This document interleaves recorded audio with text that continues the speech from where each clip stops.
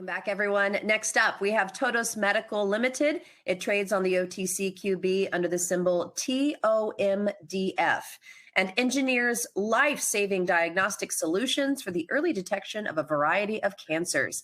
Please welcome its CEO, Gerald Commissiong. Welcome back, Gerald. How are you doing today? Doing well, thank you. And thanks for everyone who's joined, and thanks for the presenters for allowing us to present. I'm here to talk a little bit, update the market with regards to Todos Medical and what we've been doing. We are, as mentioned, obviously a cancer-focused company and Alzheimer's-focused company. We believe cancer and Alzheimer's share very similar mechanisms, just different cell types. In cancers, you're dealing with proliferative cells. In Alzheimer's, you're dealing with cells that can't divide. And so one undergoes division, the other undergoes attempts to create division and undergoes apoptosis, and that's the function of neurodegeneration. We've taken those findings and now are expanding some of that understanding as it relates to the immune system with regards to COVID, and that has become a big area of focus for us over the last couple of years. So here's the safe harbor statement. So just a little bit about the company, and we are going to talk about it in reverse in terms of what the focus has been historically versus what the focus is now. A little bit about us: we are a revenue-producing company. We sell services related to COVID testing. So we do PCR testing at our CLIA/CAP certified lab. We do antigen testing on site for patients. We do neutralizing antibody testing with the CPAS neutralizing antibody test at our lab. We also do general antibody testing for COVID. And we are in the midst of expanding that test menu to include areas outside of COVID, including UTI, STD, wound, cancer genetics, pharmacogenetics, as well as other tests that are needed. And we are in the process of putting together a long COVID panel to help monitor and potentially identify biomarkers associated with long COVID that could be impacted by therapeutic interventions. So that's a big area of focus for us. We also supply other labs with the necessary reagents and supplies needed to conduct COVID testing. And we've built about 7 different high-capacity, fully automated PCR labs in the last 2 years. But we've really focused now on expanding our own lab. And then finally, we may also make revenue by selling dietary supplement immune support products focused on 3CL protease inhibition. And I'll talk a little bit more about that within the context of the other things that we're doing. We also have proprietary diagnostic technology, which was really the bedrock of the company prior to COVID. We have a blood test for breast cancer that we call Videssa. We have a blood test for Alzheimer's that we call Limpro.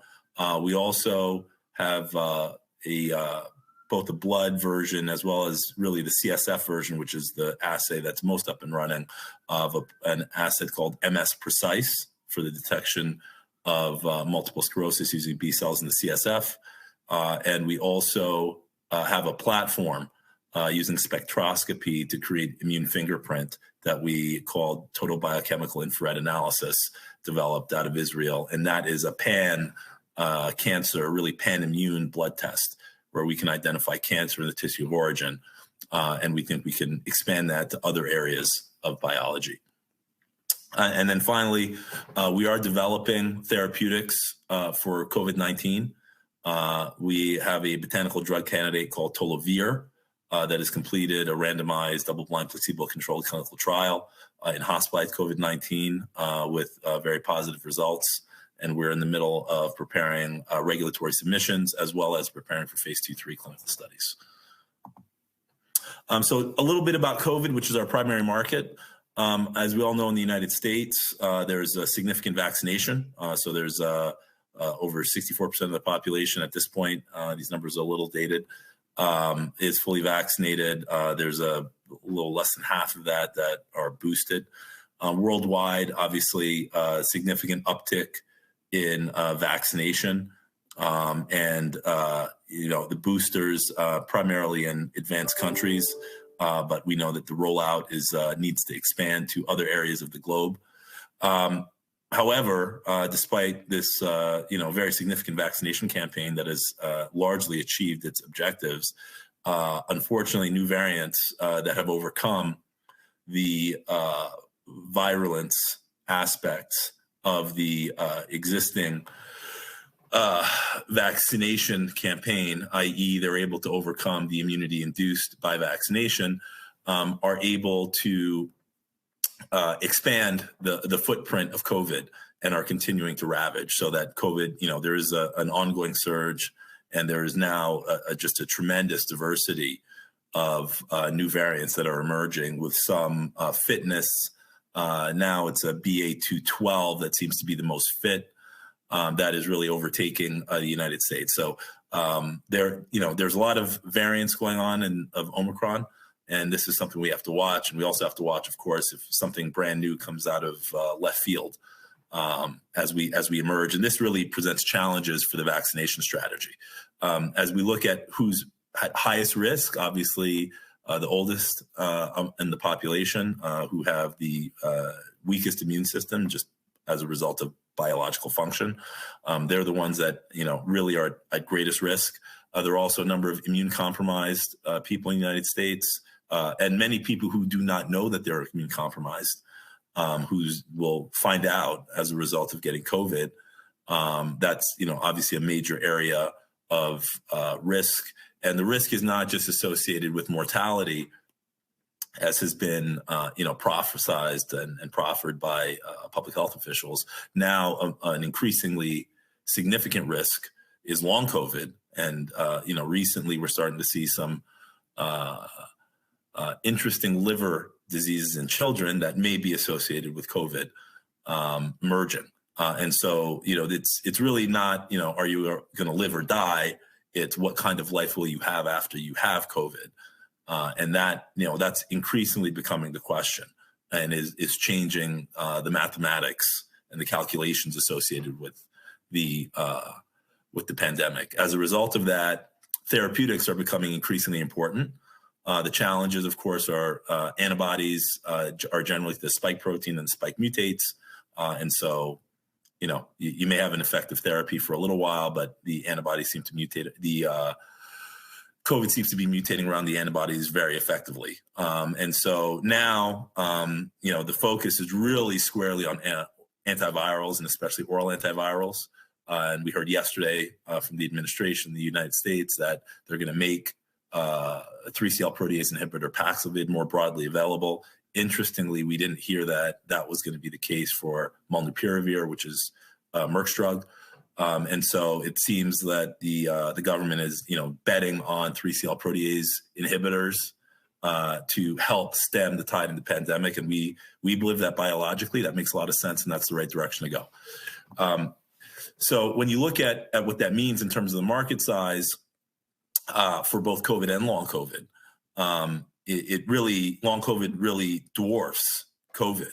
And the question of whether, long COVID is triggering of the immune system, or whether it's viral persistence or some combination thereof, it's likely that there's a diversity. Many people fall into different buckets, and there will have to be multiple different treatments available for these people.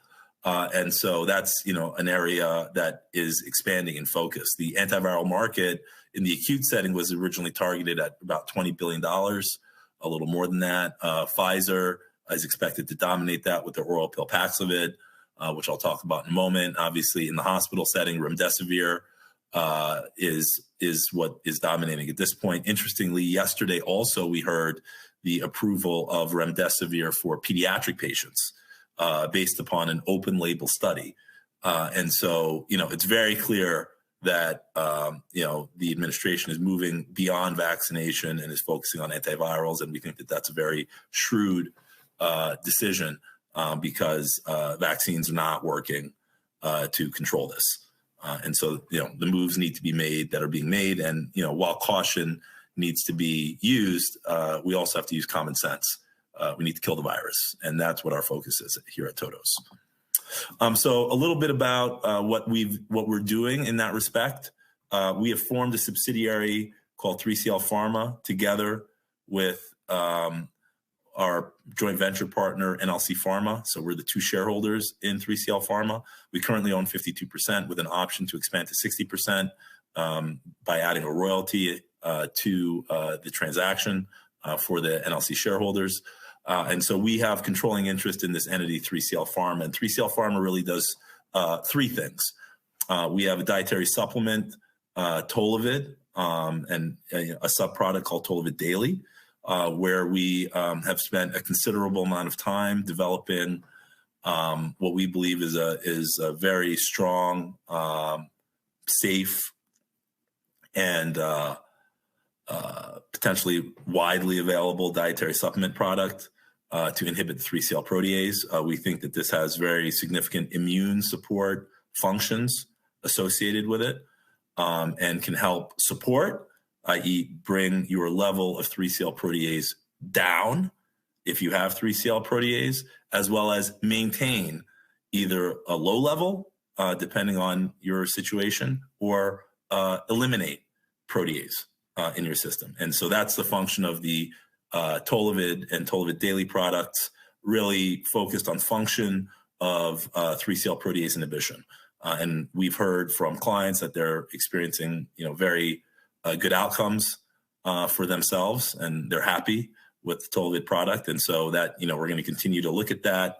And this morning we announced that we are opening up a market research study to get more information on how our clients are using it and the benefit that they're seeing, as that could guide our next steps. And I'll talk a little bit about that in a moment. We also have a botanical drug candidate targeting not just the 3CL protease, but the actual treatment of COVID-19 in the hospital setting, and that is Tolavid. And I'll talk about that. That is a dual mechanism 3CL protease inhibitor, as well as anti-cytokine, and it has anti-inflammatory properties to it. And so that is really a therapeutic drug candidate, and that is our focus with regards to making treatment claims for COVID-19. And finally, something that we believe is going to be very significant, but we have not really been able to focus on it recently as a result of dedicating resources towards Tolavid and Tolavid, and that is Tolotest, which is to measure the 3CL protease. And we have completed clinical studies, which I'll share briefly. And we believe that this could be either as a standalone basis or as an adjunct to PCR and antigen testing to improve resolution, both on the front end, identifying patients earlier than antigen tests can because of the biology, as well as on the back end, identifying when someone is infectious and may be able to spread the virus versus someone who is below threshold and unlikely to have sufficient viable virions that are able to replicate to be able to infect another person. So talking about these areas, we first, of course, have to talk about the role of the 3CL protease. The 3CL protease is critical for coronavirus reproduction. It's a virally encoded enzyme. It's required for not only replication, but also transmission. And that's a key aspect that I think many are overlooking. It is highly conserved across nidovirus coronaviruses, i.e. it does not mutate, which we believe is absolutely paramount when you're dealing with this type of coronavirus. You have to go after canonical sites that if they mutate, then they could really have damage to their biological function. And so this is one of the reasons why we think the 3CL protease is a great therapeutic target and why Pfizer made a good decision going after it. And it has unique cleavage sites. So really the role, if you think about it, the way the protease interacts with the virus enters the cell, it sets up shop, it overtakes, and the first thing it does is really pump out a lot of protease. The function of that protease is twofold: to allow the copies that the virus makes of itself, which are strung together in polyproteins, to be cleaved, so that you have individual proteins that are active that can then go out and infect other cells.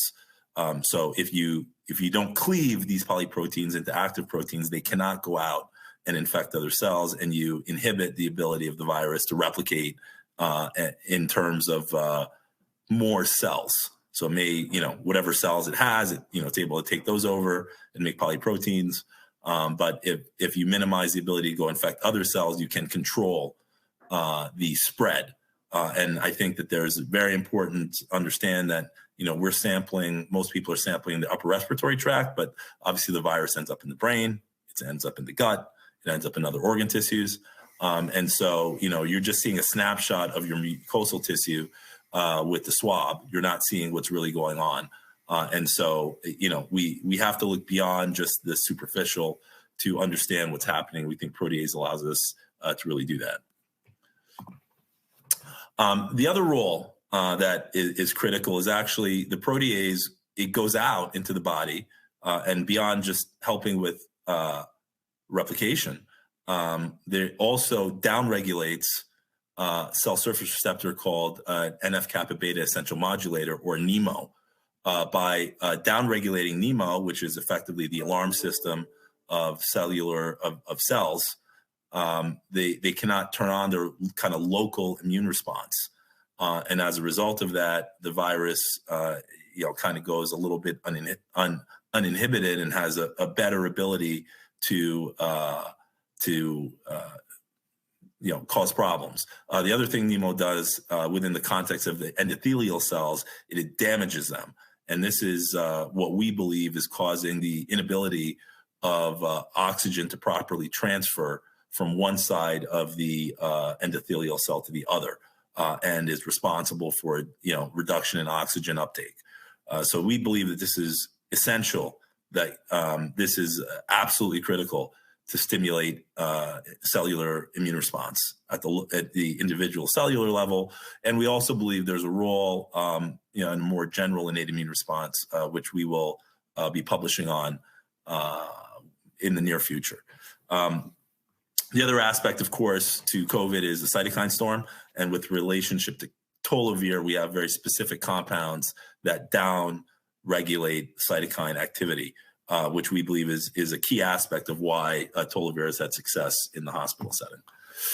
In terms of 3-cell protease IC50 binding affinity, just a little bit on that. Tolavid is quite strong. It's sub micromolar, about 0.8 micromolar activity. Tolavid is in the 2 to 5 micromolar activity range. And so, you can get the concentrations needed to impact your protease levels based upon the consumption of Tolavid. And Tolavid daily, we know, is nowhere near as good, but is much better than other products that people seem to be using nowadays, such as ivermectin.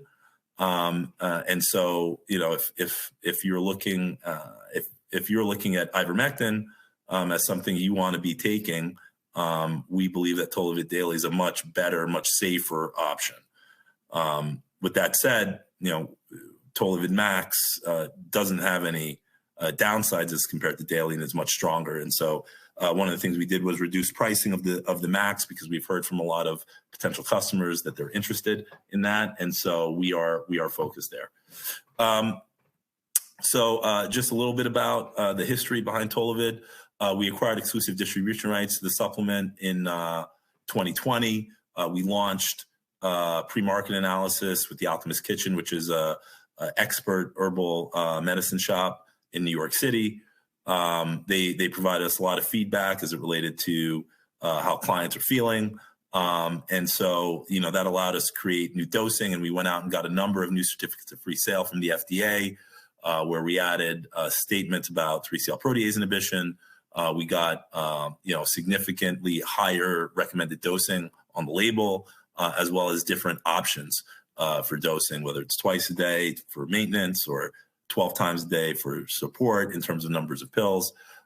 So, that is something that we've done. We also know from anecdotal evidence that we've not seen, if someone goes over 12, we've not seen any pushback from a safety perspective. But of course, we remain open from all of our clients and customers to see if there's anything related to that. And that's one of the reasons we're launching this market research study to really confirm with data what we're seeing anecdotally. It is important to note that an observational clinical study was done with Tolavid in Israel in the hospital setting. We saw some good results, and these results helped us design and optimize Tolavir. So we saw a reduction in days in the hospital, obviously always a very significant reduction in mortality. We also saw a reduction in deterioration to need for mechanical ventilation, and we saw biomarker improvement. And so those things together are really what drove us to believe that we could create a product that could have, even better impact in the hospital setting. And that's what we did with Tolavid, which, is now completed a phase 2 and is now moving into phase 2/3. It's a botanical drug candidate with strong antiviral and anti-cytokine activities. There are 2 key compounds, a newly discovered 3CL protease inhibitor. There's a backstory to all that that you can watch in the LifeSci presentation with Dr. Dorit Arad explaining this. But this is quite important, these new discoveries, and we are doing a lot of work to do new discoveries, to optimize new compounds, new chemical entities that will eventually down the line replace Tolavir on a mass scale. And we've been able to understand the cytokine storm inhibitory activity of some of the other compounds in our mixture and have optimized and enhanced the concentration of those compounds to make sure that we have the activity of interest. So this combination, we think, of both antiviral and anti-cytokine is a critical aspect as why Tolavir is having benefit in the hospital setting. Just a little bit about the oral antiviral area. There are a number of new players, we've been hearing about Shionogi and Tana. Right now, we're in phase 2, we're preparing for phase 2/3 in the hospitalized setting. No other oral antiviral seem to be going after that other than Gilead, who's trying to turn remdesivir into an oral. So we believe we have significant advantages as it relates to the other ones. We have not gone after the outpatient setting with Tolavir. However, we're starting to get asked that question, both in an acute and in a chronic setting, and I'll talk about that in a moment. So just a little bit about the data related to the Tolavir double-blind placebo-controlled trial. We saw a 100% of patients achieved clinical improvement as measured by News2, so all 11 patients. There was 1 patient who deteriorated after drug was withdrawn. And this phenomenon is something that, is important and why we think treatment may be required for a longer period of time to have effect, longer than 10 days in that hospital setting. We saw a very significant reduction of time in the hospital, 40+% reduction of time in the hospital. We saw a significant reduction in time to clinical improvement as measured by News2.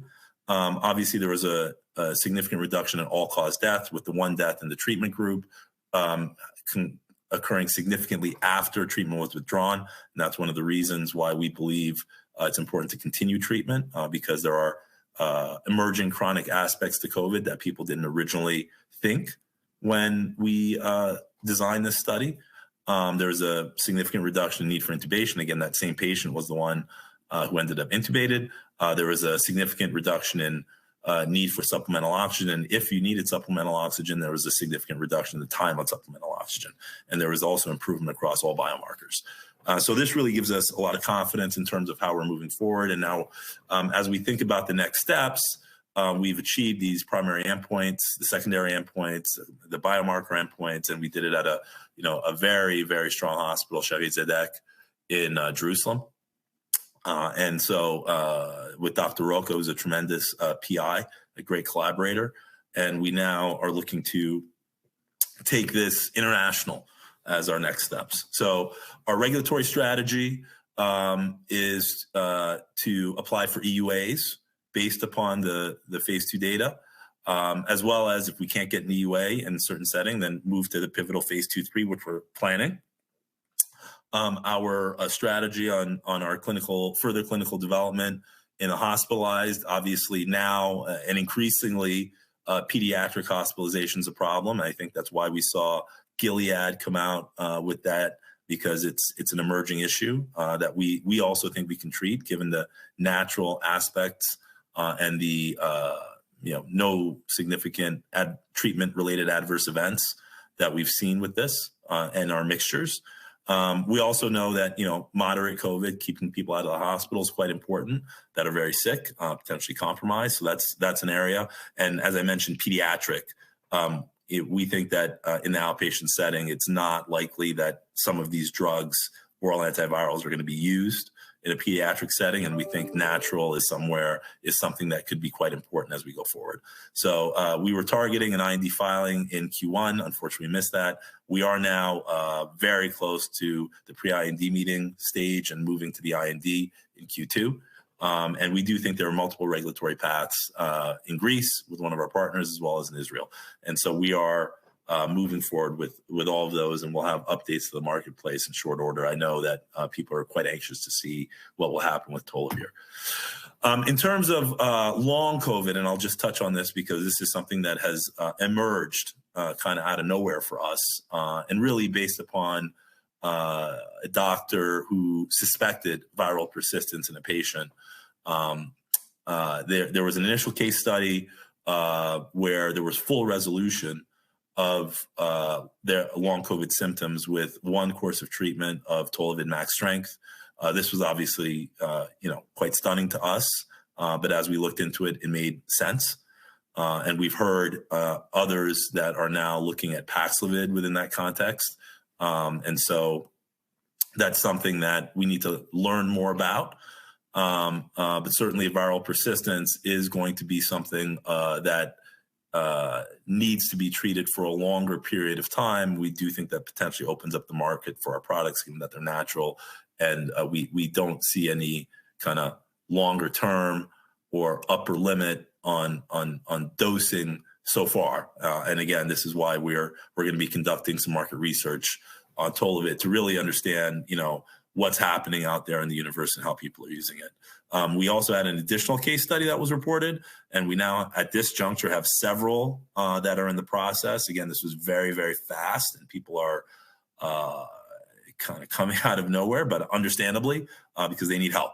And so as a result of that, we launched this market research study. We also are preparing to do a long COVID study with physicians. We wanted to see what the demand was, and it's quite impressive. And so, that is something that our teams are working on. We did get the market research study IRB waived. Obviously, we think the long COVID study will need an IRB. And so we're designing that right now, and we'll be submitting, and hopefully we'll be able to get that up and running in short order. And obviously, we believe if Tolavid have benefit, then, there's no reason to believe that Tolavid wouldn't. And so, while that's not a focus of Tolavid, Tolavid is an investigational product and not on the market. So we can't just launch a clinical study. We'd have to file an IND for it. So as part of the IND that we're looking for acute COVID in the hospital setting, we are going to start thinking about long COVID. However, it's really unclear what the biomarkers, what the endpoints the FDA is going to want to see. So, there's a lot of debate going on, and we hope to be part of that conversation. And hopefully we'll be in a position where we can make some progress in very short order, because we know the demand is huge. And then just briefly on Tolavid, it's a more comprehensive result and measures active disease versus, spike fragments. And obviously spike fragments, depending on the concentration of each and how it's measured. We know PCR testing quite well, but we know there are downsides to that.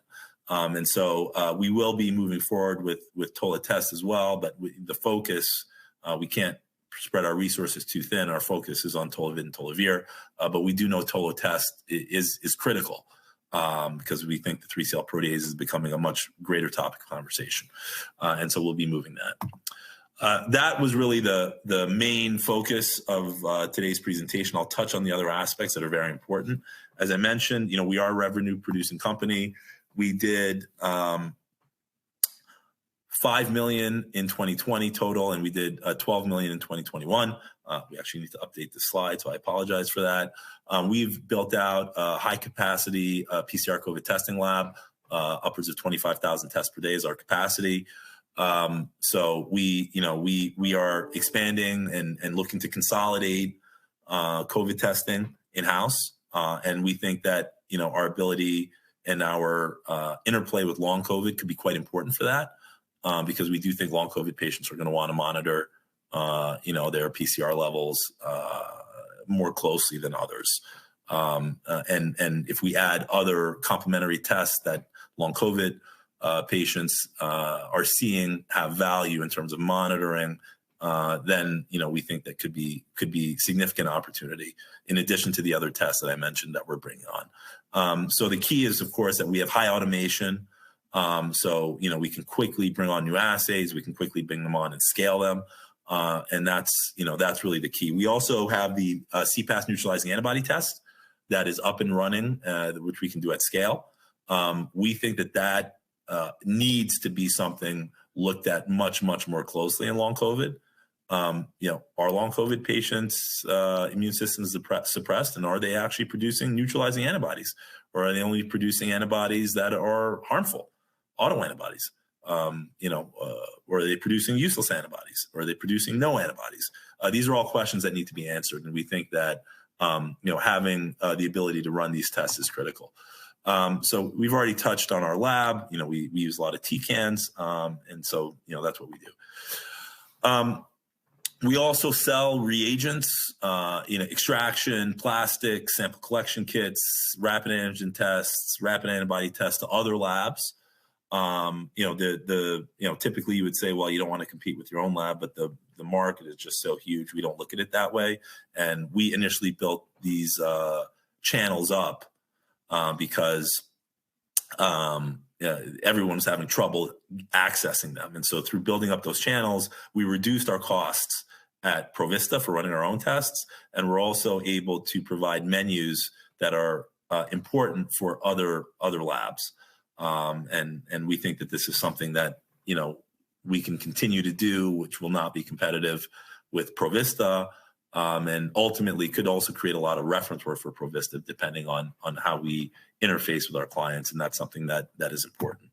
And then finally, and this is where, Todos was before COVID, and where we still see huge potential, because 3CL will be spun off.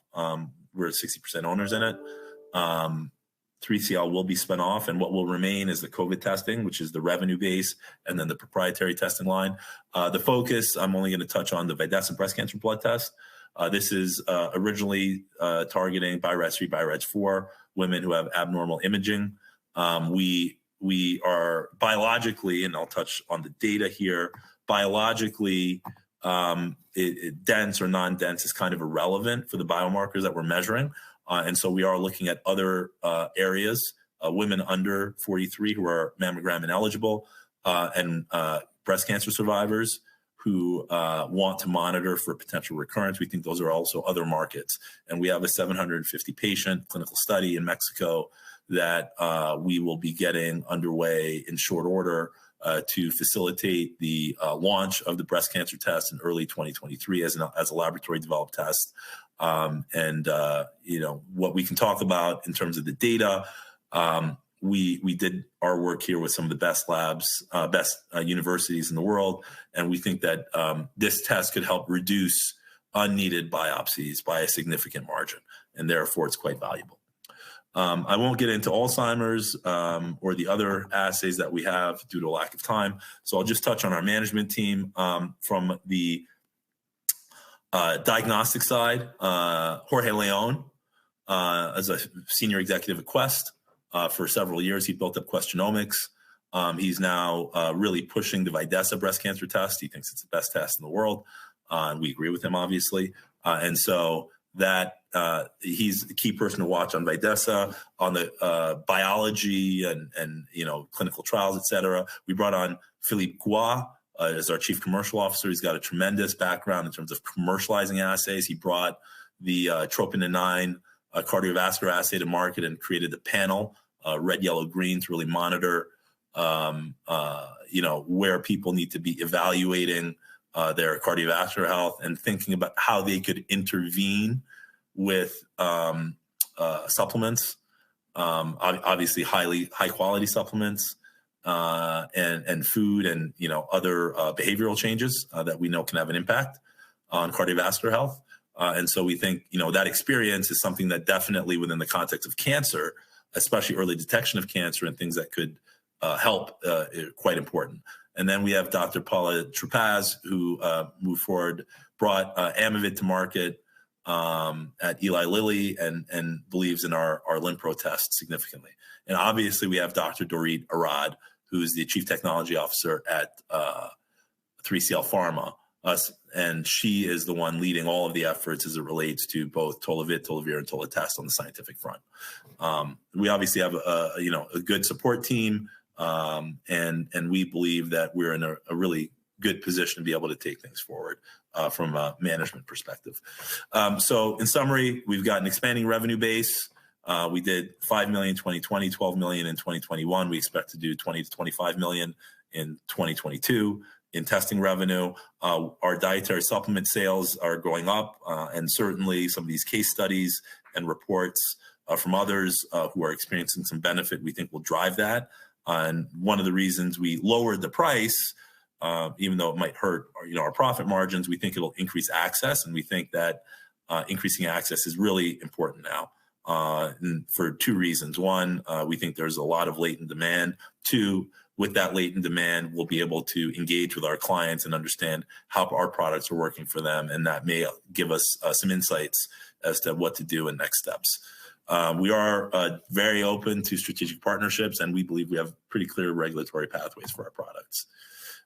So with that in mind, I'd like to thank everyone for listening, and I open the floor to questions.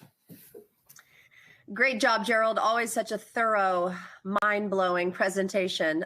Let's jump into the questions. We got just a few minutes. Dennis Mammon and Dale Cooper say the shares have been dropping and there seems to be a disconnect between current valuation and the real value of the company. Could you comment on what you think is needed to bridge the gap?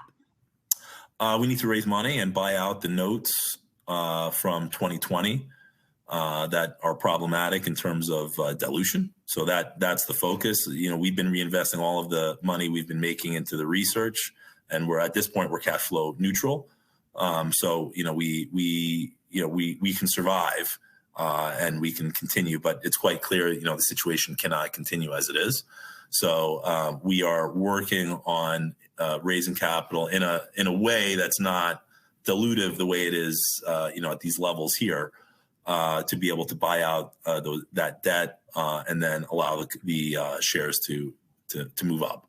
So that's something that we've been working on. We're still working on it. Obviously, as we make fundamental progress, that's key. One of the things we have done is we've gotten valuation on the hospital setting of Tolavid, and it's quite significant. I think VERU, which is another company that had some data, although there's some controversy around the control group in their data set.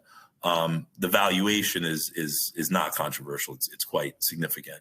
And so if we believe we have a better product than they have, and we can transact on 3CL Pharma outside the context of the Todos cap structure, we can create a lot of value. And so raising capital in preparation for that event, we think is possible, and that's the focus. And that's why we're getting the valuations, and we're focusing on areas where valuation could increase, and long COVID certainly is one of those areas. So we're making progress there, and hopefully we'll get that completed soon. Thank you. Christina McKinney asks, how far away do you think you are from profitability? We're cash flow neutral, and we think we're very close to profitability. We think, Philippe is going to drive a lot of business. He's bringing on salespeople with some deep connections, especially in the nursing home community. With what we're offering with COVID, with the comprehensive panel, and what we're putting together with long COVID, we think it's going to be a unique offering, which will allow us to win a lot of nursing home business. And so we're pretty close to launching that second set of panels that'll be done in May. And then from there, long COVID, it's taking a little bit longer, of course, because there's just so much new information coming out. But hopefully we'll have that panel up in June. And then, the second half of the year will be quite significant for us. And so that's our focus on the testing side. Right now, we are profitable, obviously, with Tolavid. We're profitable enough to be able to drop the price by half and still, make significant margins. And so that's the focus. So, we've cut headcount in areas where we thought we had some fat. We brought on some expertise in areas where we needed it. So we think we're in a good place from a personnel perspective. And profitability, we're neutral now. We haven't raised any money in 2022 as of yet. So, we're obviously operating. And we think that, as we move to the next step in terms of increasing access to Tolavid and expanding our testing menu and revenue streams, that we can turn to profitability. Great. David Core asks, when will your phase 2/3 Tolavid study start? So the regulatory strategy, so I actually was in Greece not too long ago.